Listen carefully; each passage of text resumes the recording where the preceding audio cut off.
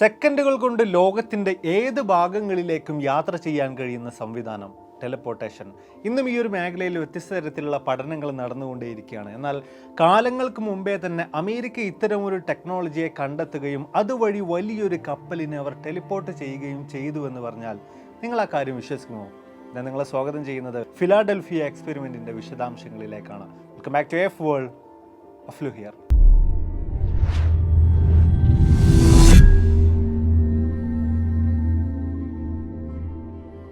രണ്ടാം ലോക മഹായുദ്ധം കൊടുമ്പിരി കൊണ്ട് നിൽക്കുന്ന സാഹചര്യം. ആ ഒരു കാലഘട്ടത്തിൽ ടെക്നോളജിയിൽ വളരെയധികം പുരോഗതി പ്രാപിച്ചിട്ടുള്ള ജപ്പാൻ ജർമ്മനിയുടെ കൂടെയായിരുന്നു, ജർമ്മൻ സഖ്യത്തിലായിരുന്നു എന്നതിനാൽ തന്നെ അവരുടെ പക്കലുണ്ടായിരുന്ന അഡ്വാൻസ്ഡ് ടെക്നോളജി കാരണമായി യുദ്ധരംഗത്ത് വലിയ മുന്നേറ്റങ്ങൾ നടത്താൻ വേണ്ടി ജർമ്മൻ സഖ്യത്തിന് സാധ്യമായിട്ടുണ്ടായിരുന്നു. എന്നാൽ മറുപക്ഷത്തിന് ഇത് ഏറ്റവും വലിയൊരു വെല്ലുവിളിയായി പോലും മാറി വന്നിട്ടുണ്ടായിരുന്നു.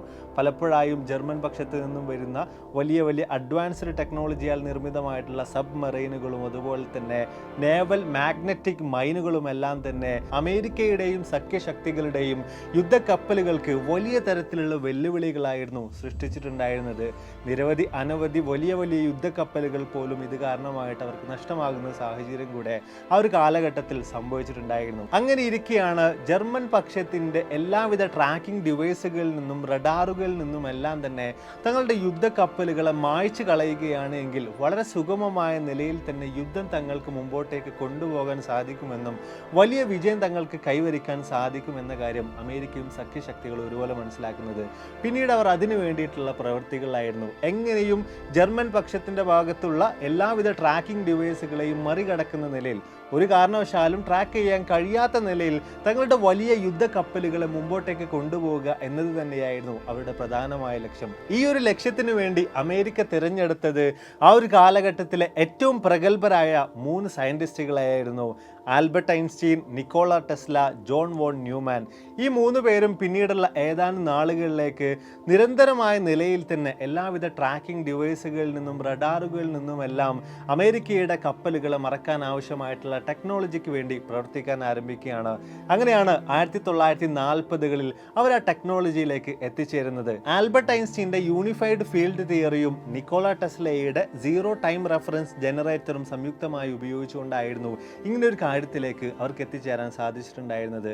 ജീവന്റെ സാന്നിധ്യമില്ലാത്ത ചെറിയൊരു കപ്പൽ മോഡലിലാണ് ആദ്യം അവർ ഈ ഒരു പരീക്ഷണം നടത്തിയിട്ടുണ്ടായിരുന്നത്. വിജയകരമായിട്ട് അതിനെ പൂർത്തീകരിക്കാൻ അവർക്ക് സാധിക്കുകയും ചെയ്തു. എല്ലാവിധ റഡാറുകളിൽ നിന്നും അല്ലെങ്കിൽ ട്രാക്കിംഗ് ഡിവൈസുകളിൽ നിന്നും എല്ലാം തന്നെ ഈ ഒരു ടെക്നോളജിയിലൂടെ ആ കുഞ്ഞു കപ്പലിനെ മായ്ച്ചു കളയാൻ വേണ്ടിയിട്ട് അന്ന് അവർക്ക് സാധ്യമാവുകയാണ്.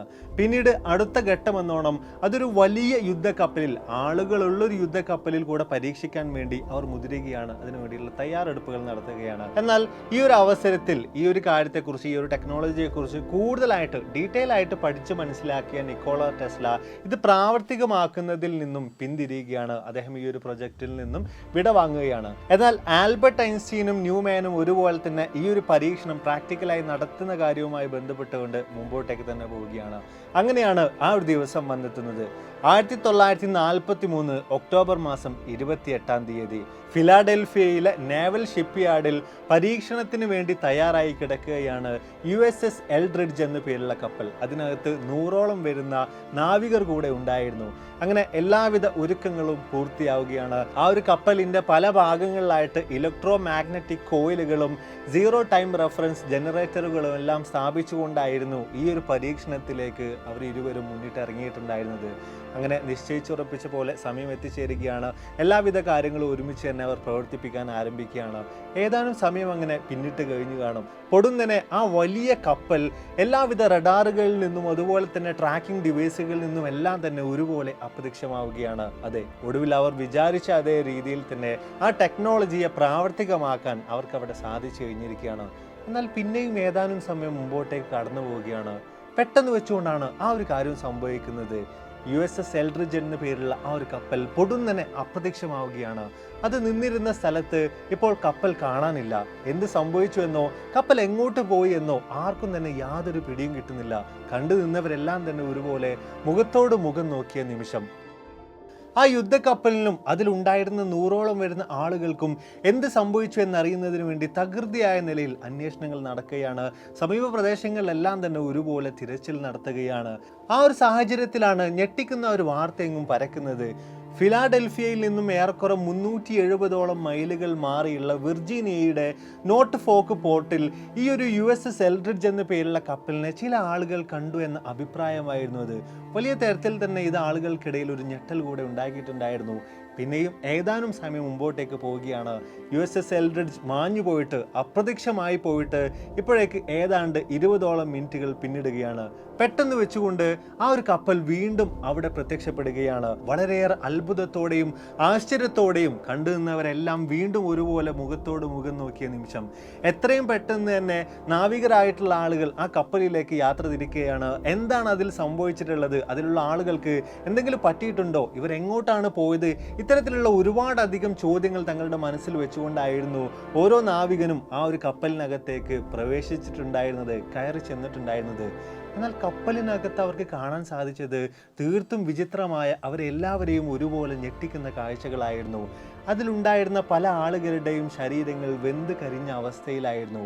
മറ്റു പല ആളുകളുമാകട്ടെ ആ ഒരു ഷിപ്പിൻ്റെ, ആ ഒരു കപ്പലിൻ്റെ പല ഇരുമ്പ് ചുമരുകൾക്കുള്ളിൽ കുടുങ്ങിയ നിലയിലാണ് കാണപ്പെട്ടിരുന്നത്. പലരുടെയും കൈകാലുകൾ മാത്രമായിരുന്നു ആ ഇരുമ്പ് ചുമരുകൾക്കുള്ളിൽ നിന്നും പുറത്തേക്ക് വന്ന സ്ഥിതിയിൽ കാണാൻ സാധിച്ചിട്ടുണ്ടായിരുന്നത്. തീർച്ചയായിട്ടും എന്തിനു വേണ്ടിയാണോ ഈ ഒരു പരീക്ഷണം നടത്തിയിട്ടുള്ളത്, അതിൽ പൂർണ്ണമായ ഒരു പരാജയത്തിലേക്കായിരുന്നു ആൽബർട്ട് ഐൻസ്റ്റീനും അതുപോലെ തന്നെ ന്യൂമാനും ഒരുപോലെ എത്തിച്ചേർന്നിട്ടുണ്ടായിരുന്നത്. അതിനാലൊക്കെ തന്നെ എത്രയും പെട്ടെന്ന് ഇവർ ഈ ഒരു കാര്യം മൂടി വെക്കാൻ വേണ്ടി തീരുമാനിക്കുകയാണ്. ആ ഒരു കപ്പലിൽ ഉണ്ടായിരുന്ന ആളുകൾക്കെല്ലാം തന്നെ 2ാം ലോക മഹായുദ്ധത്തിൽ പങ്കെടുത്തത് കാരണമായി മരണം സംഭവിച്ചു എന്നാണ് പിന്നീട് അവരുടെ കുടുംബാംഗങ്ങളോടെല്ലാം ഒരുപോലെ തന്നെ ബന്ധപ്പെട്ട അധികൃതർ വിവരം അറിയിച്ചിട്ടുണ്ടായിരുന്നത്. അതുപോലെ തന്നെ ഈ ഒരു എക്സ്പെരിമെന്റ് നടക്കുന്ന സാഹചര്യത്തിൽ അവിടെ ഒത്തുകൂടിയിട്ടുണ്ടായിരുന്ന ആളുകളെ എല്ലാം തന്നെ ഒരുപോലെ ബ്രെയിൻ വാഷ് ചെയ്തുകൊണ്ട് ഈ ഒരു എക്സ്പെരിമെന്റുമായി ബന്ധപ്പെട്ട എല്ലാവിധ ഓർമ്മകളും അവരുടെ മനസ്സുകളിൽ നിന്ന് മായ്ച്ചു കളയുക കൂടെ ചെയ്തിട്ടുണ്ടായിരുന്നു. വാസ്തവത്തിൽ ഈ ഒരു കപ്പലിന് റഡാറുകളിൽ നിന്നും ട്രാക്കിംഗ് ഡിവൈസുകളിൽ നിന്നുമെല്ലാം അപ്രത്യക്ഷപ്പെടുത്താൻ വേണ്ടി നടത്തിയ പരീക്ഷണം കാരണം അവിടെ സംഭവിച്ചിട്ടുണ്ടായിരുന്നത് ഈ ഒരു കപ്പൽ ടെലപ്പോർട്ട് ചെയ്തു എന്നൊരു കാര്യമാണ്.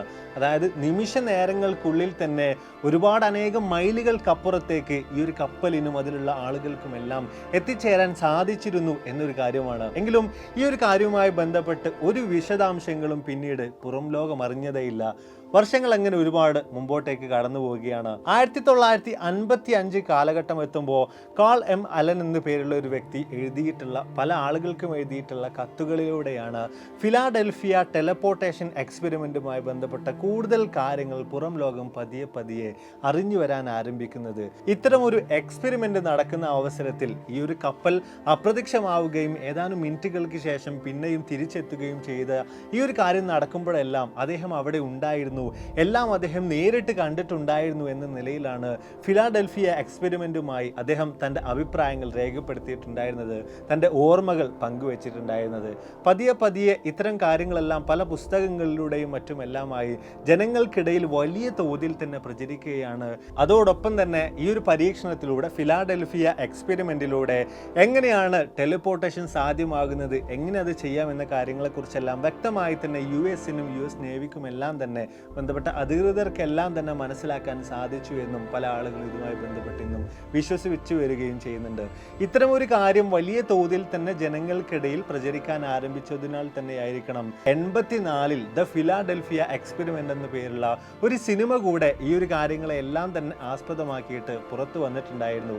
പക്ഷേ ഇവിടെയും വലിയ തോതിൽ തന്നെ ആശ്ചര്യമുളവാക്കുന്ന കാര്യം, ഈ ഒരു സിനിമ ഇറങ്ങിക്കഴിഞ്ഞ് ഏറെക്കുറെ 6 വർഷങ്ങൾക്ക് ശേഷം സംഭവിച്ചൊരു കാര്യമാണ്. അൽ ബൈലക് എന്ന പേരുള്ള ഒരു വ്യക്തി രംഗത്തേക്ക് വരികയാണ്.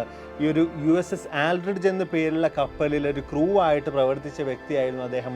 ഇങ്ങനെ ഒരു ഫിലാഡൽഫിയ എക്സ്പെരിമെന്റ് നടക്കുന്ന അവസരത്തിൽ അന്നേ ദിവസം അദ്ദേഹം ആ ഒരു കപ്പലിൽ ഉണ്ടായിരുന്നു. എന്നാൽ പിന്നീട് അത്ഭുതകരമായിട്ട് അതിൽ നിന്നും അദ്ദേഹം രക്ഷപ്പെടുകയായിരുന്നു എന്നാണ് അദ്ദേഹം അഭിപ്രായപ്പെടുന്നത്. മാത്രവുമല്ല, ഇത്തരം ഒരു പരീക്ഷണം നടന്നിട്ടുണ്ടായിരുന്നു. അതിൻ്റെ ഭാഗമായിട്ട് ടെലിപ്പോർട്ടേഷനും അപ്പുറത്തേക്ക് ടൈം ട്രാവൽ കൂടെ തനിക്ക് ചെയ്യാൻ സാധിച്ചു എന്നും പല കാലങ്ങളിലേക്കായിട്ട് ടൈം ട്രാവൽ ചെയ്ത് ഏറ്റവും ഒടുവിൽ അദ്ദേഹം ഈ ഒരു ടൈം ലൈനിലേക്ക് തന്നെ അല്ലെങ്കിൽ ഈ ഒരു എക്സ്പെരിമെൻ്റ് നടന്ന കാലഘട്ടത്തിലേക്ക് തന്നെ വീണ്ടും തിരിച്ചെത്തുകയായിരുന്നു എന്നുമെല്ലാമാണ് അദ്ദേഹം വെളിപ്പെടുത്തുന്നത്. മാത്രവുമല്ല ഈ ഒരു എക്സ്പെരിമെൻറ്റിൽ നിന്നും അതിജീവിച്ചതിനാൽ തന്നെ പിന്നീട് ഈ ഒരു ഫിലാഡൽഫിയ എക്സ്പെരിമെൻറ്റുമായി ബന്ധപ്പെട്ട എല്ലാവിധ ഓർമ്മകളെയും US നേവി തന്നെ തന്നിൽ നിന്നും മായ്ച്ചു കളയുകയായിരുന്നു, ബ്രെയിൻ വാഷ് ചെയ്യുകയായിരുന്നു.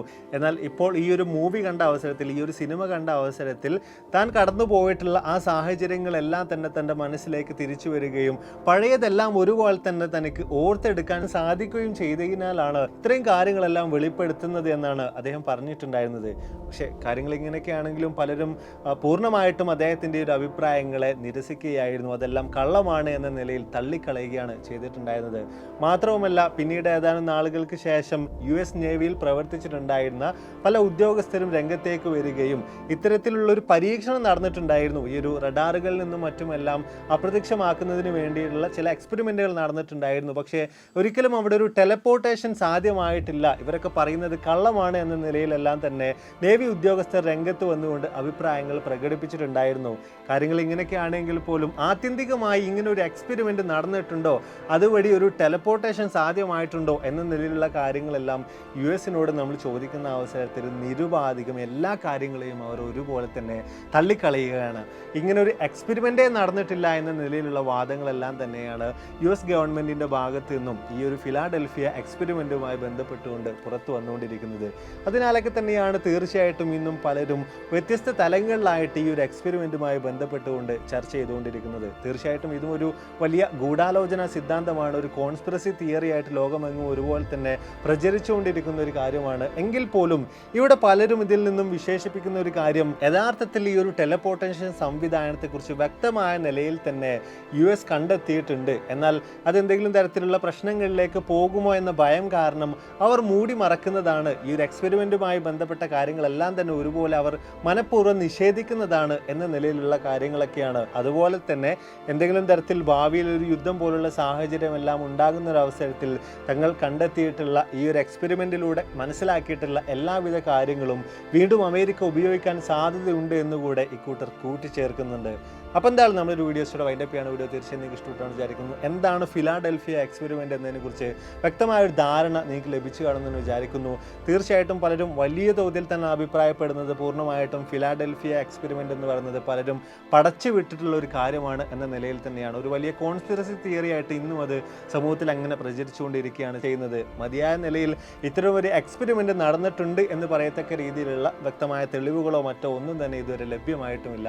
ഇത്രയും കാര്യങ്ങളെല്ലാം കേട്ടതിന് ശേഷം നിങ്ങൾക്ക് എന്ത് തോന്നുന്നു?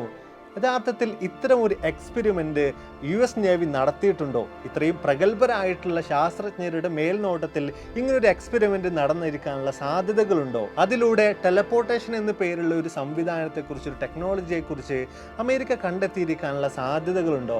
നിങ്ങളുടെ അഭിപ്രായങ്ങൾ തീർച്ചയായിട്ടും താഴ്ന്ന് രേഖപ്പെടുത്താൻ മറക്കരുത്. അപ്പോൾ ഇതിൽ നിന്ന് ഒരുപാടധികം വീഡിയോസുകളുമായി കണ്ടുവിട്ടാണ് പ്രതീക്ഷയോടെ. ബൈ.